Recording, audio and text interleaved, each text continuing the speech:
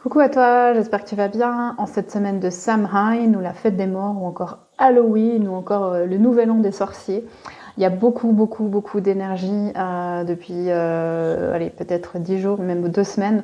Des énergies assez sombres, assez lourdes qui peuvent plomber. Ça va s'alléger, c'est promis, fais confiance. Tu peux checker ton niveau de foi avec tout ça, prendre le temps de t'écouter, de te reposer, de te faire du bien. Cette énergie de Samhain, c'est une énergie qui permet d'aller dans les profondeurs de ces noirceurs, mais qui permet aussi de se connecter un petit peu plus facilement au monde subtil, au monde invisible, aux autres dimensions. Chose qu'on peut faire en tout temps, mais qui est spécifiquement plus accessible en ce moment. Donc si c'est des choses qui t'intéressent, je t'invite à faire des tests. Tu peux demander à te connecter à une des personnes de ton entourage qui t'aimait beaucoup, qui est décédée et qui pourra peut-être t'apporter du soutien, de l'aide. Personnellement, moi, je me connecte beaucoup à ma grand-mère paternelle.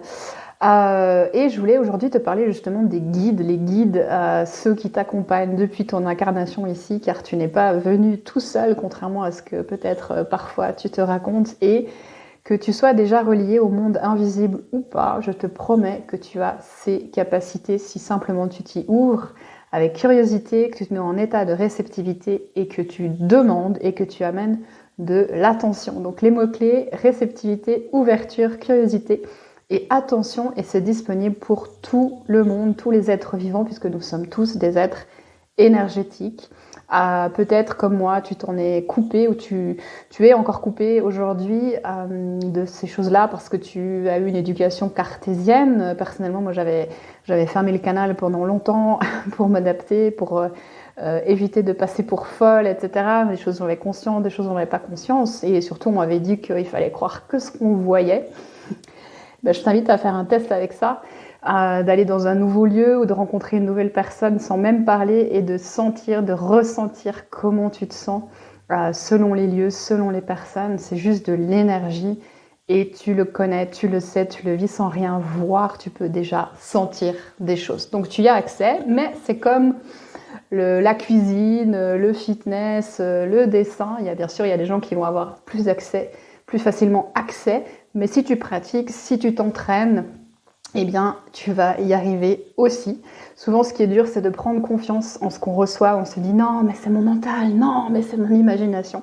Donc, je t'invite juste à essayer, à tester, à te mettre simplement dans un lieu calme, à prendre quelques respirations. Tu peux aller en nature, c'est souvent plus facile, et à demander à un de tes guides de se montrer à toi et de venir te passer un message en respirant et en prêtant attention. Après, ce qu'il faut savoir, c'est que de la même manière qu'au niveau des 5 sens primaires, on a un sens qui est plus développé, au niveau des clairsens, c'est la même chose. Donc pour certaines personnes, ils vont être très visuels et la clairvoyance va être très activée et on va notamment recevoir des images, des visuels, des choses comme ça. Pour d'autres, ça va être le clair savoir. Je sais quelque chose, mais je ne sais pas pourquoi je le sais, mais je le sais. Le clair ressenti, l'intuition, l'énergie, quelque chose comme ça, ou encore il va y avoir l'odorat qui peut rentrer en action. Des fois, il y a un guide, on va sentir tout d'un coup une odeur très forte. Et bien sûr, la clairaudience, les messages avec des mots qui peuvent parfois être très clairs, parfois être dans une autre langue. Ça peut être très intéressant à explorer.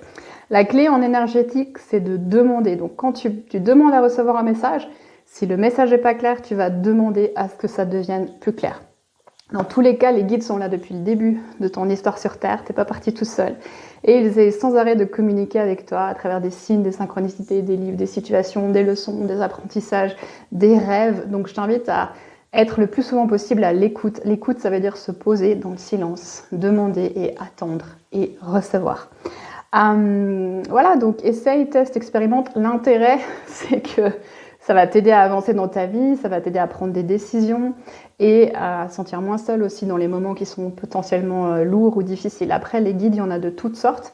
Un guide n'a pas de forme spécifique, c'est une conscience, c'est une énergie. Simplement pour te parler, il va venir dans une forme qui te parle à toi selon ton éducation, selon ta culture, que ce soit des anges, des fées, des esprits de plantes, des personnages de dessins animés ou, comme je le disais tout à l'heure, des personnes décédées qui souhaitent t'accompagner dans cette vie.